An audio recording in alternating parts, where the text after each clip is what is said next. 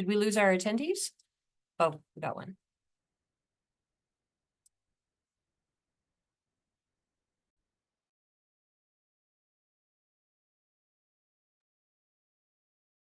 Okay, so for our panelists, just give us a few minutes while we let people get into the meeting and get settled. We'll probably start the meeting in about 2 minutes.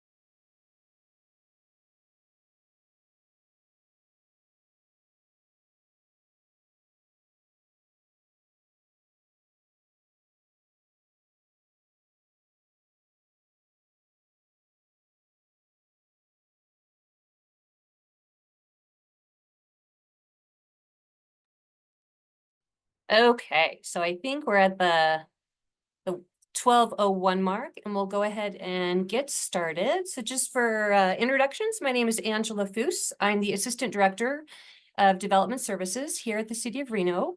And also joining us is Lauren. Go ahead, Lauren. I'm Lauren Cox. I'm a Senior Planner with the City of Reno and Development Services as well. So Lauren and I have been working with a bunch of different changes to our zoning code going back for a few years now. And so we're going to be kind of leading this effort to update our sign code. Just in terms of kind of what we're doing today for the group, this is considered to be a technical advisory committee. So our intent was to have people that have read our sign code or at least are familiar with some of our regulations here at the city related to signs. We're going to go through a presentation. Once we're done with the presentation, then we'll open it up to Q&A. And then at least that way we can get through the presentation. Those that want to stay for Q&A are welcome to stay on. Those that don't have any questions, feel free to drop off. We do have a total of 5 meetings planned for this week. So this, like I said, is our first technical advisory committee. We also have another one tomorrow. And then we have 3 broader stakeholder meetings for the general public or folks that are just interested. Maybe they don't have kind of firsthand knowledge of what the regulations are, but want to know more about what's being proposed. So we do have those meetings happening the rest of this week. Feel free, if you guys want to join any of those, to join as well. So with that, I'm going to go ahead and share my screen and we will kick it off. All right. So first, is that sharing? Okay. Just to give you a little bit of background as to what we're doing and why. So we've been going through a series of different changes to our zoning code. A lot of it started with back in 2001, we adopted a fairly robust new zoning code. It was kind of a major, I would say, deviation overall with what had been in place for a number of years. We'd hired a consultant to help us. Now, anytime you draft a new or adopt a new ordinance, you know there's going to be changes. So we've been keeping a list of all those changes. And we've been putting together a bunch of stakeholder meetings over the last year, specifically on the topic of our zoning code as a whole. And then separate from that, we've kind of pulled out some separate topics to do outside of the zoning code. One of them is addressing ADUs or accessory dwelling units. We have another one related to telecommunications. That's more of your cell towers. This one is related to signs. And so back in 2022, Council initiated a separate text amendment related to signs. At that time, we had thought we were just going to delete our existing sign code and hire a consultant and kind of start fresh. There were a lot of things in our sign code that were antiquated, areas that our staff had trouble interpreting, area that the general public had trouble interpreting. So we thought it made more sense to bring in an outside consultant to come up with some new ideas. Now, we started that process by doing some stakeholder outreach. So in 2023, we kicked that off and we just asked the community first, for those of you that use the sign code, or the sign consultants, what works and what doesn't work. Not so much of how does this make you feel, but what are the things that you have trouble interpreting? Are there things about our zoning code that you particularly like or don't like compared to some other jurisdictions? We definitely reached out to Scenic Nevada and some of the folks that represent the billboard industry and got their opinion as well. And what we found, just generally speaking, was the code itself wasn't as bad as we thought. So the good news is that we didn't necessarily need to delete it and start over. There were some good things, and generally speaking, I think everyone was on board with, yep, it's a fairly decent sign code, but there definitely were some things that we knew we needed to clean up. So from a staff perspective, we reached out to the folks that have to read our zoning code and administer or implement the zoning code. So our planning team, we said, what do you have constant problems with? And they gave us a long list. One thing that did come up is that we don't have any regulations specifically addressing content neutrality. And that is something more from a federal perspective we should also include in our zoning code. So that came up as an issue. And then anything related to billboards, we definitely heard from Scenic Nevada that we should probably not make any changes to our off-premise regulations. And there's a lot of history and lawsuits related to that. So the preference was don't touch the off-premise or the billboard regulations. So with that, we said, okay, maybe we don't need to do a complete rewrite. So what we've now done is what we're bringing forward to the community is some of the changes that address all of those concerns that we heard. Again, whether it was from the sign community, not understanding our code, or from our own staff, also having a difficult time trying to administer or interpret our code. So I wanted to walk through some of the kind of the key things that we've addressed as part of this cleanup. So number one, the basic, we have a sign table, and I've just cut a little bit out that sign on the right, that sign table on the right, just to give you an example. If you've never used our sign code, this is what it would look like. So we basically look at each of our different zoning districts, and we have different sign regulations based on what zoning district you're in. And what we found is we had probably 5 different zoning districts that were not on this table. So easy enough, all we need to do is make sure that we include every single of our different zoning districts on that table so that we can say, yep, signs are allowed in every zoning district. We just need to have some minimum or maximum regulations. So in particular, there was, again, 5 that we have now added. The mixed use airport, that's pretty much everything at the Reno Tahoe airport. There's a lot of private property. There's a lot of airport owned property. And then also the Reno Stead Airport has that mixed use airport zoning. So a big chunk of land that we had no sign regulations inadvertently. Also, we had the parks, greenways, and open space. It's kind of a newer designation that we had not had prior to 2021. So again, it accidentally got left out. So now we put it in our code. And then all of these UT4, UT10, and UT40, that UT stands for unincorporated transition. This is generally a lot of these really large kind of, I would say more Washoe County type of properties, but they're within the city of Reno. So we don't see a lot of businesses at these locations. They're generally more agriculture, but we do have some that actually have some businesses and want to put up signs. So now we have some sign regulations specific to those zoning designations. Then another easy one that was popular among our staff of we need to kind of have a little bit more robust sign definitions. A couple areas in particular that came up was we don't have a definition for a monument sign. And we have a lot of regulations specifically on monument signs, but we don't define what that is. So we've added a definition. And just for clarity, I just put in an example that McDonald's sign would be considered a monument sign. We have a lot of pole signs, which is that picture on the bottom right. But again, our definition became unclear. How is a pole sign different from a monument sign? So now we've provided a little bit more clarity, again, in our definition section. And then we have a lot of regulations on freestanding signs, but we added some clarity of like what's considered a freestanding sign. So freestanding, as opposed to, let's say, a wall sign, would be kind of two different ways of looking at it. Freestanding does include a monument sign. It does include a pole sign. So we just added that clarification that, yep, whether you're a pole sign or a monument sign, we do consider that freestanding. And then content neutrality, we worked with our sign consultant to come up with some language. This was an easy one to say, oops, we probably should have that. Anytime you deal with signs, you should have something that addresses the idea that while from a content perspective, we're not, as staff, we're not supposed to be looking at what it says necessarily. We can look at it to see if it's on premise or off premise, meaning are you advertising the business on your parcel? Or is this more like a billboard where you have a sign that's advertising a business that's not on your parcel or nowhere near your parcel? So from that perspective, we've better defined what that looks like. Gives us a little bit more ammunition to say, this is outside of our control. We can't look at it, at what you're putting on your sign, as long as you meet our regulations for how big that sign is. And then quite a few situations where our staff said, gosh, we have a hard time implementing this code. I think I know what it's intended to say, but the way it's written from a black and white perspective probably doesn't make much sense. So we pulled out just a couple examples. And again, these are things that our staff deals with on a day-to-day basis. So the average citizen says, why is this such a big deal? I don't see why you would make these changes. But from a staff perspective, anytime we get a sign permit that comes in, we have to review it. These are constant problems that we continue to run up against. So the first one has to do with wall signs. Just as an example, I pulled out the NC zoning. So that's our neighborhood commercial zoning. We have a lot of little shopping centers or little kind of office complexes that have this zoning. And we have a regulation highlighted there in yellow that says all signs combined shall not exceed 400 square feet per parcel.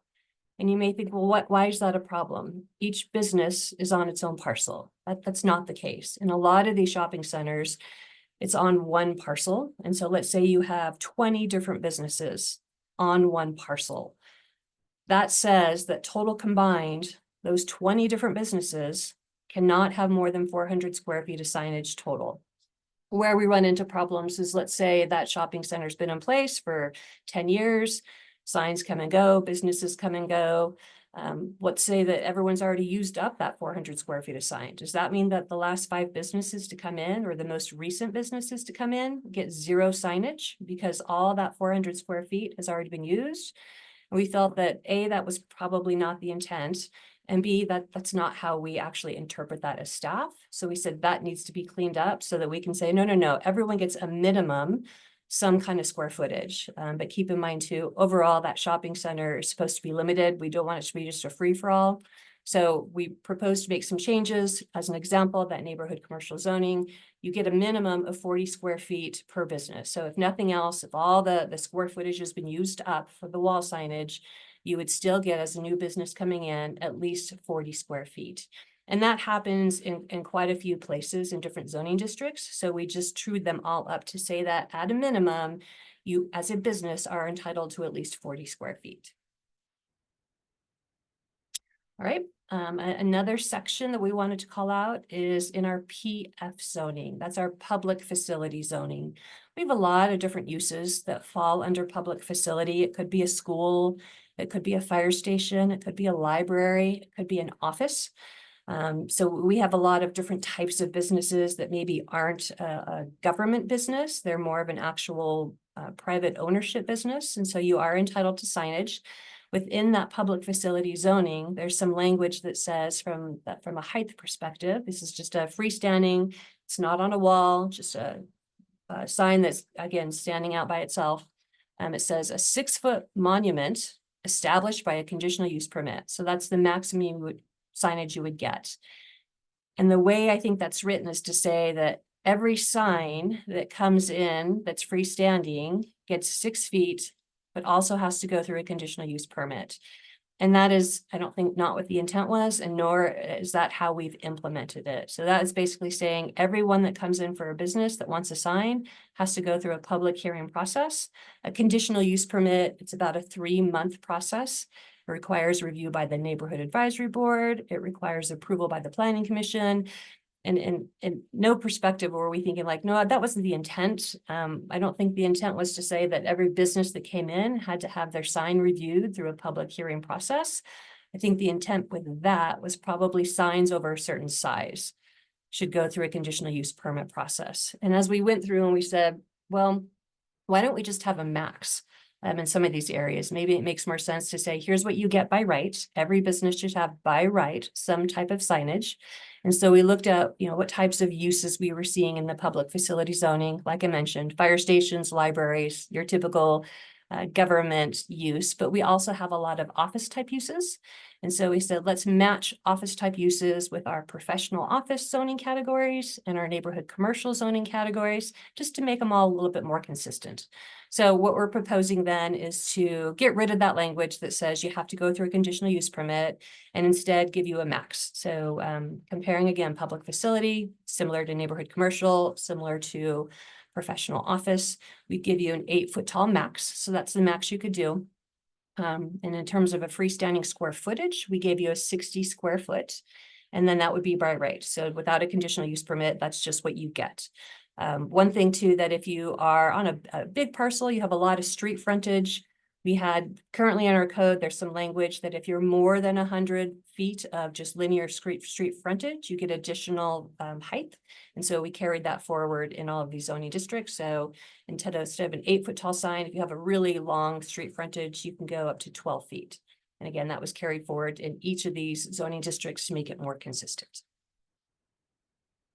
And then one of the big complaints we also heard just throughout from everybody, whether it was the sign industry or staff, or just the average person, business owner trying to interpret our zoning code, was, holy cow, you have way too many footnotes, and it's really confusing to figure out what this actually means.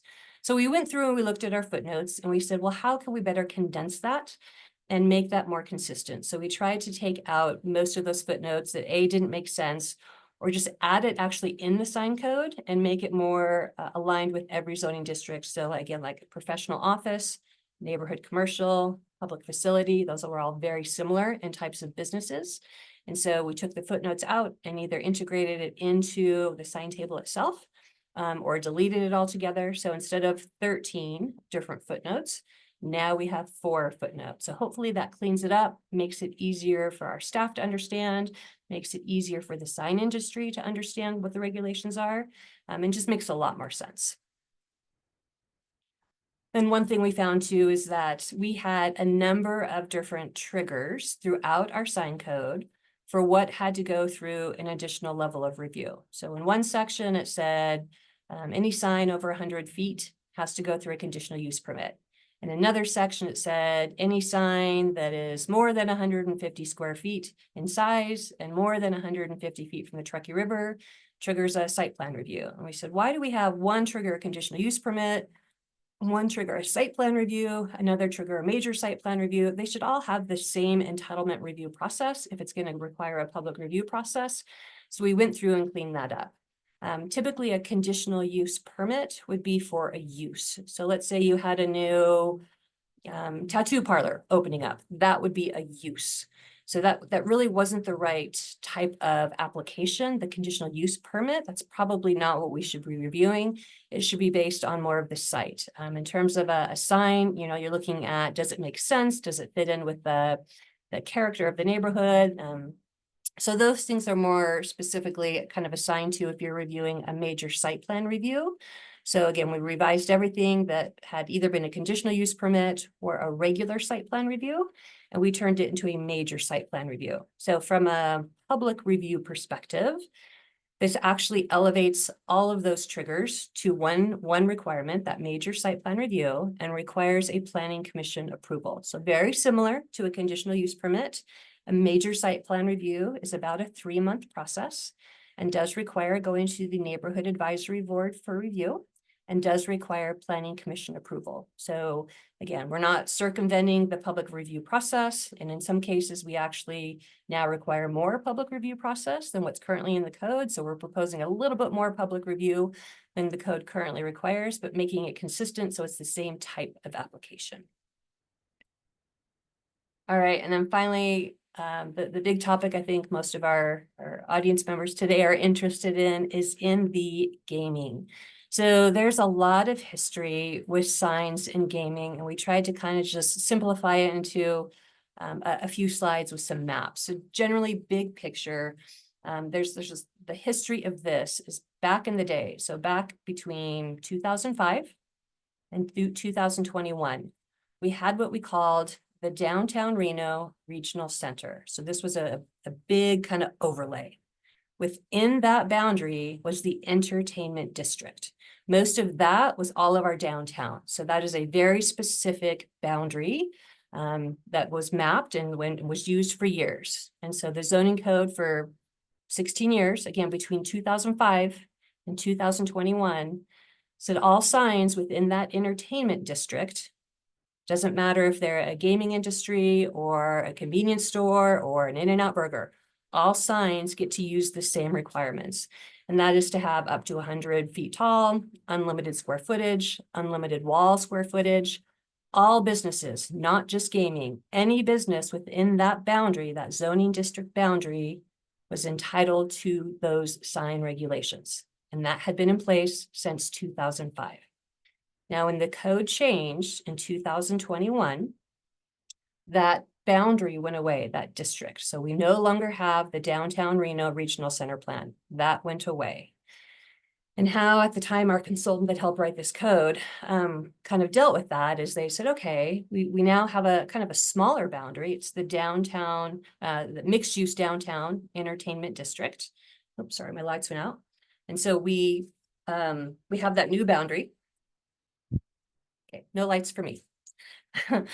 We have that new boundary, and so that's where you can still have the same sign square footage that you had before. So same square footage, same height that you've been allowed since 2005. You still get that in those downtown corridor areas. In addition, we have a gaming overlay. So anywhere their old zoning code allowed gaming, they converted that to what they call the gaming overlay. We have a map, it's on our website. We have a map I'll show you shortly. And it basically said any business within that gaming overlay, regardless of what type of business, was able to use those bigger sign regulations. Again, you can go up to 100 feet tall, unlimited sign area, unlimited wall area. And so what we're proposing now is to scale that back. And so what we're saying is the entire gaming overlay boundary citywide, it's a much bigger area, is not what we intended to have unlimited signage. Anywhere with the casino, yes, we want to make sure that those non-restricted, legally established, non-restricted gaming establishments or casinos, they still maintain that same signage. And anything in our downtown entertainment district, that core downtown, still gets that unlimited signage. Everywhere else, we're proposing to restrict and take out of that boundary. So let's look at a map of kind of what we're talking about. So this first map is what had been in place between 2005 and 2021. Everything in that purple color was what we called hotel casino zoning. That was more of that Boomtown area over in the Verdi area. So that for years had been allowed that unlimited gaming signage. And it wasn't specific to just Boomtown. It was any of those parcels there in purple because they were all zoned hotel commercial. Separate from that, in our core downtown area, again, our old designation was Downtown Reno Regional Center Plan. Within that is the entertainment district. So everything in red is that downtown area. We've had questions, well, was the Sands or Jacobs as part of that? Yep, the Sands Casino was always part of this boundary. Again, going back to 2005, they were always included in that. All of our other downtown casinos were also included in that. There's a couple casinos that are kind of in our downtown area, but not in the core area that were not part of that. I want to say maybe the Gold and Silver, that was not part of that boundary. And then of course, all the other casinos that are outside of downtown, they were not in that boundary. But so for simplicity purposes, This is about 146 acres between the downtown red area and the purple area in Verli. So that for 16 years is where we allowed unlimited signage, 146 acres. Let's take it to the next step. So that had been in place between 2005 and 2021. Then the zoning code changed and was updated. Those zoning designations went away. And what we had then was the gaming overlay boundary. So the gaming overlay boundary is everything in red. This is kind of a carryover of everywhere we allowed casinos from our old zoning code. So we had casinos, let's say Tamarack was a casino, down by Summit Sierra Mall. While we don't have any casinos, that was part of an area where you are allowed to apply for a casino. So there's a number of just kind of hodgepodge areas that are outside of our downtown that are part of that gaming overlay. So in our code today, the one that was adopted in 2021 to today, so for the last 3 years, this is where you can have unlimited signage, and it's any business. It is not specific to casinos. This is what we're trying to clean up. So this boundary is almost 2,000 acres. So in our entire city, there's about 2,000 acres where if you have a business, you can have that unlimited signage. We are proposing to change that to reduce that.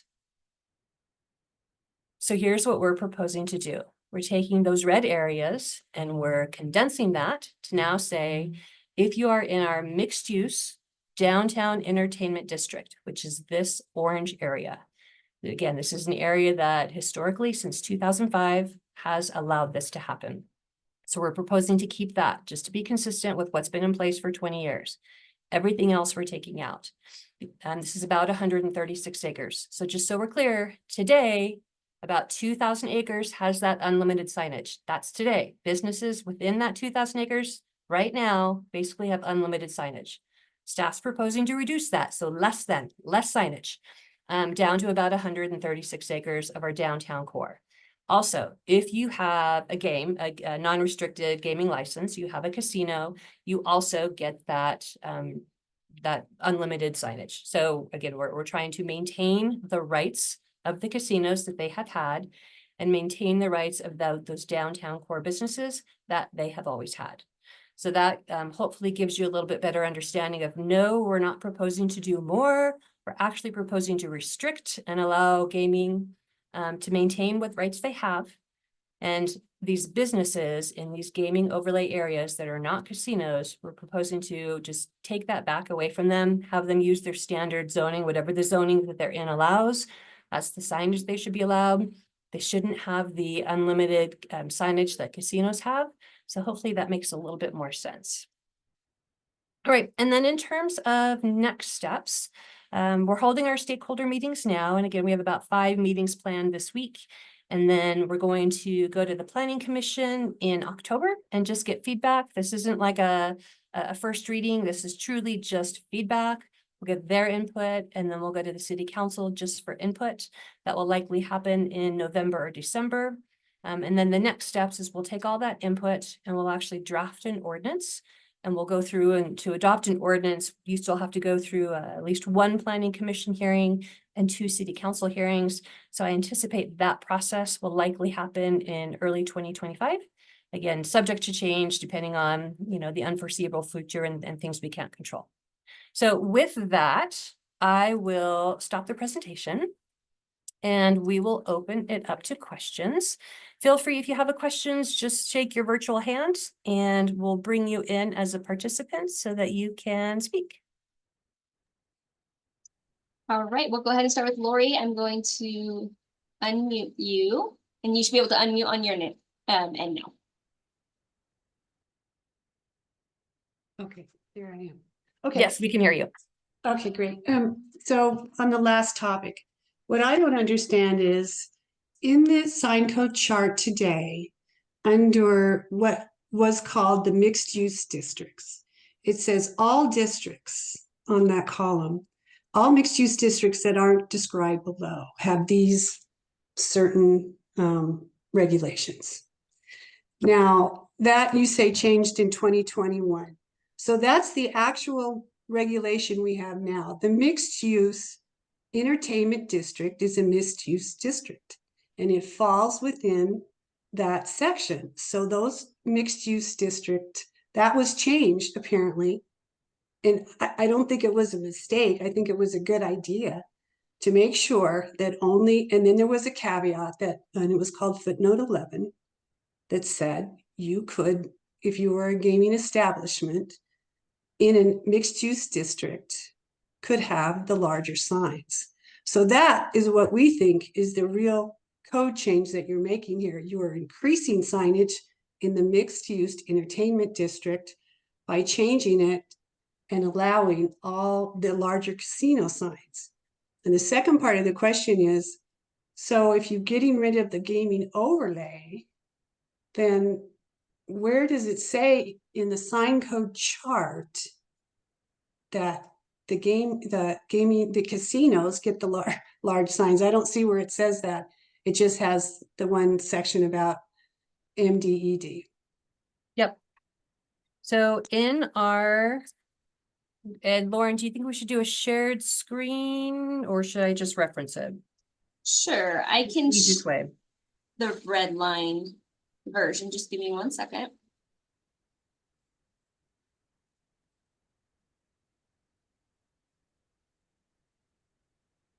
All right, so you should all be able to see that redlined version of the code, correct? Yep.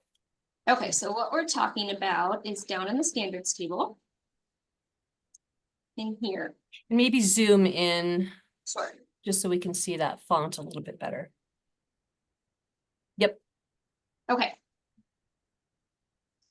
So essentially, to answer the second part of your question, this footnote 4, this is new footnote 4, this references that same legally established gaming facilities are able to use what we have now changed the gaming overlay into, which is that MDED allowance. So again, that's 100-foot signage, unlimited signage here. This Is it? I have it. I thought that was gas station. I thought it was something about gas stations. That's why I got confused. Footnote 4. It's supposed to be legally established. Let me take a look down here, right here. Legally established, non-restricted gaming operations can use the MDED district regulations. Oh, Got okay. that gaming overlay in there, and it's the exact same standards. So we just swapped that out with that MDED. So that again, we're pulling it back from that overall gaming overlay to that MDED allowance.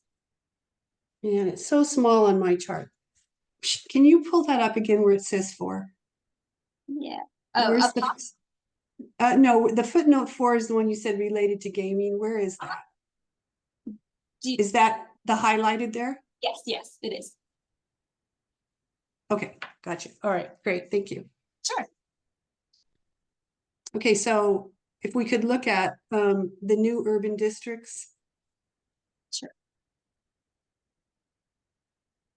So you want to go back up to the MDED, that entertainment district? Is that what No, you I want to go all the way up to, Okay. well, there. That's where I wanted to go, where it says mixed use districts, and it's lined out and it's now called urban. The code today says mixed use districts. All districts not listed below get these signs. So the MDED is a district and it wasn't listed below, and that's, so to me, that's what the signs, that these are the signs they get, unless they're a gaming establishment. So I feel like you're changing the code here by taking MDED out of this district thing and making it its own and then giving it larger signs. That's the way we see it. Understood. So that MDED is actually part though of this gaming overlay here, which you'll see we had crossed out. Let me get down to that. Well, it may be in your mind, but it wasn't, and it isn't in code today. And that's the new code that got changed in 2021. So you're making that change. It's the way we see it. Angela, you're muted. Yep. So the way that staff interprets this and has for the last 3 years is that we have overlay boundaries, right? We have all these different overlay districts. And in today's sign code, there's an overlay for gaming. And so what what the code says today is what, again, we've deleted, is if you're in that gaming overlay, regardless of if you are a casino or any other type of business, anyone within the gaming overlay boundary this is the sign allowances that they get. Understood. And you corrected that in front of the planning commission last April and said that was unintentional. So you're not reducing signage. You never meant to do that and you didn't do it. And So what, now you're, and that's fine. You are changing it and that's good. It should be, what the true intention was. And as you said in front of the planning commission, the true intention was for the overlay districts, large signs only for casinos. And you didn't give a caveat for the MDED either. You just said only the casinos. And so now there's a change. You're doing something different from what you told the planning commission last spring well, and what you hopefully told we the can, community in the stakeholder meetings. hopefully we can clear that up by having all of these meetings and another 4 months worth of public review specific to signs. Okay.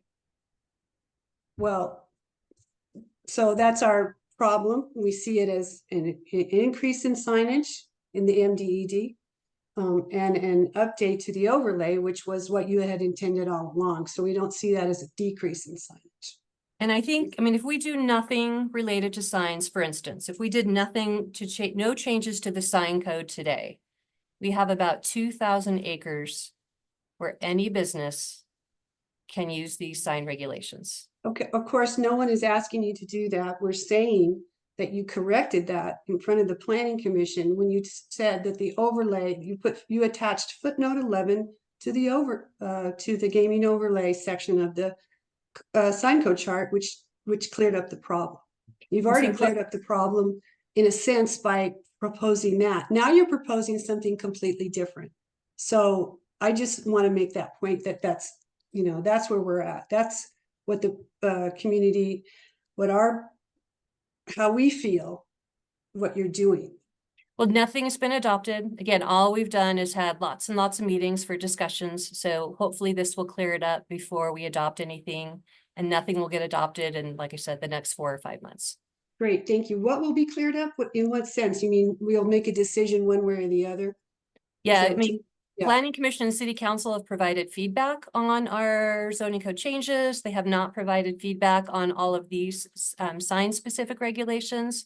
And initially, just go back to, our initial thought when we did our zoning code cleanup meetings was what are the things we need to change quickly right now? And so we threw some of the sign things in there because we said, again, the basic things such as we don't even allow signs based on our sign table in certain zoning districts. That was an easy one to say, yes, every zoning district should be included on that sign table.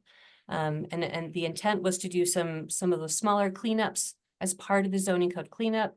Separately, we wanted to do a text amendment specific to signs. As we worked through all the different stakeholder meetings and worked with the consultant, we realized we didn't need to completely rewrite our whole sign code.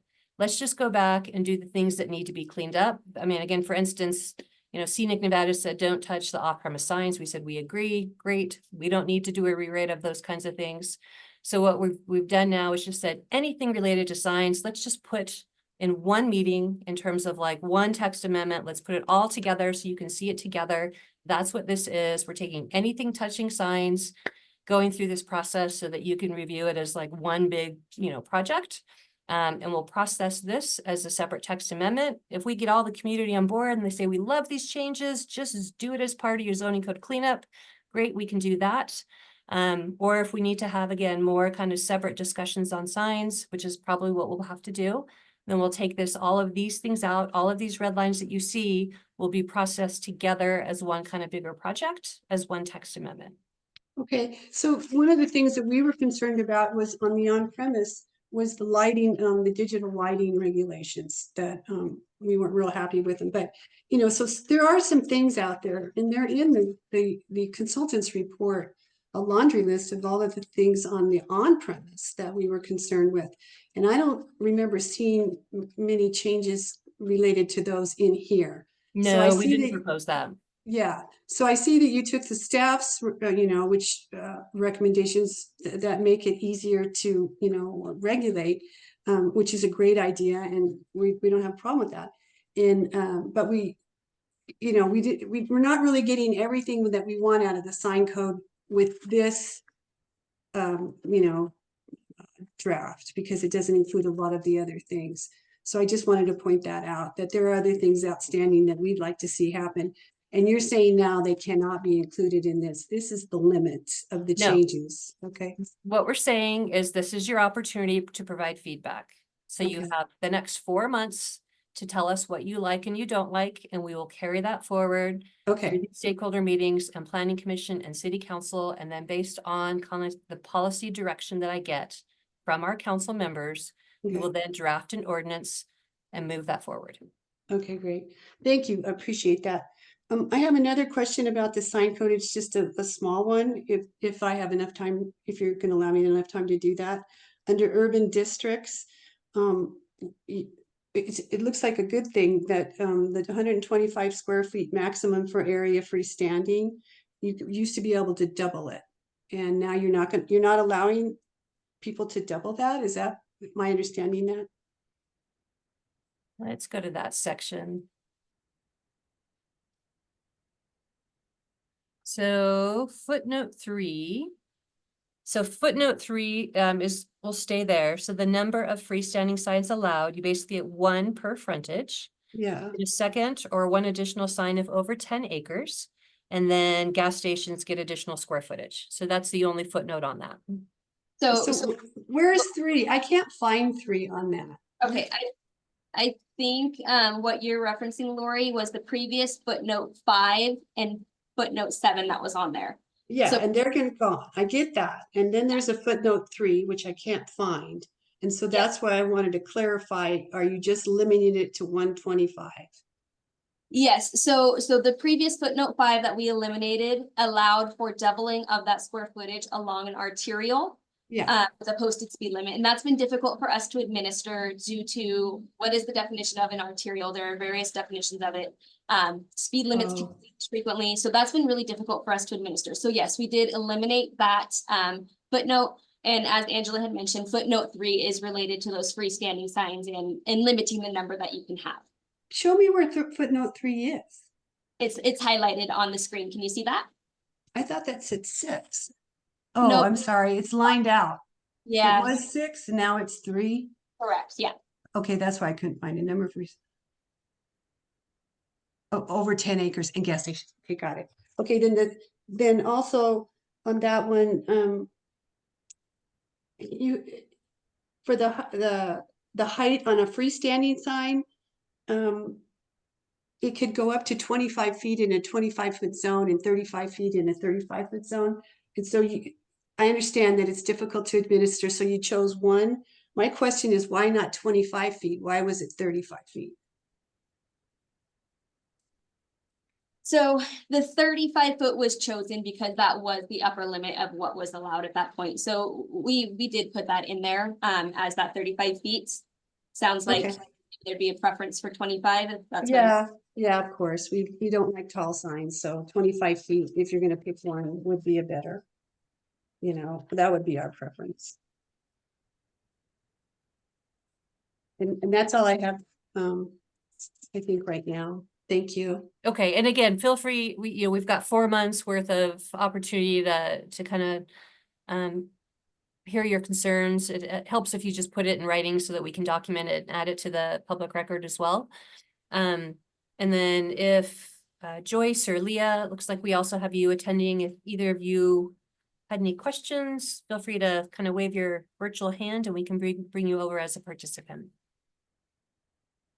And if not, don't feel that you have to say anything. Like I said, it's a lot to take in. This is a very technical document and there's a lot to go through. We did try and provide you with 2 documents. The red line document is a lot, but we wanted you to see what was removed. We also have in the email or on our website, I would call it the cleaned up version. So it takes away what all the red lines look like. So you can actually just see it without all the red lines with the proposed changes. Sometimes that's a little bit easier to kind of see. So if you're having trouble kind of seeing, well, what's crossed out and what's added, feel free to go to that other version, the clean version, as we call it, of what's proposed.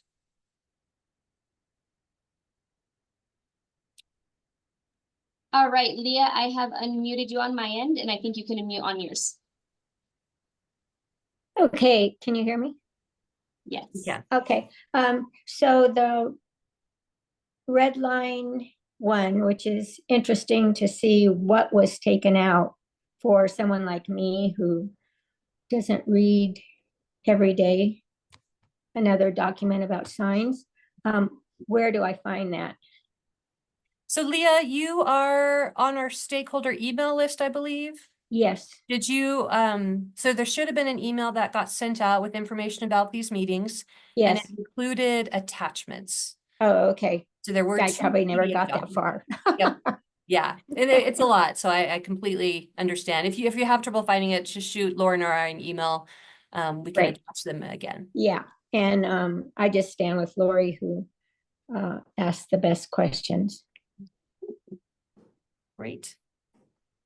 Okay. Well, that pretty much kind of ends. Oh, go ahead, Leah. Did you have another one? No. Okay. That kind of ends our discussions for this. Like I said, input, feedback. This is the first time the community has seen this, so we anticipate getting a lot of feedback.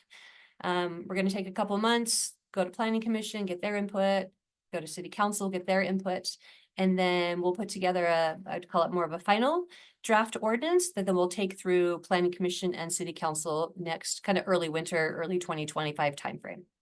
So feel free to shoot us an email if you have other questions or if you need copies of the maps. I know Lori, I'd sent you some maps, but if you need additional information on some of the boundaries, that gaming overlay boundary or anything proposed with the entertainment district boundary, feel free to let us know. Okay. We appreciate you spending the time and attending, and I know this is a lot to go through, so. I think Lori Yeah. raised her hand again. Oh, So go ahead. unmute you on my end, Lori. You can unmute on yours. Thank you. When you said that if there was any map boundaries we needed, I liked your map that you put up today better than the thumbnail one that I got. And so I'd like a copy of that map that shows the MDED Yep. and the boundaries. Yeah. Okay, Thank you. we can send those as attachments, so you can print Okay. them and zoom in and all that good stuff. Thank you. Okay. Thank you, everyone, and we'll be, I'm sure, kind of working with you guys for the next couple months. That sounds like it. Thank you. Thanks. Bye-bye. Bye.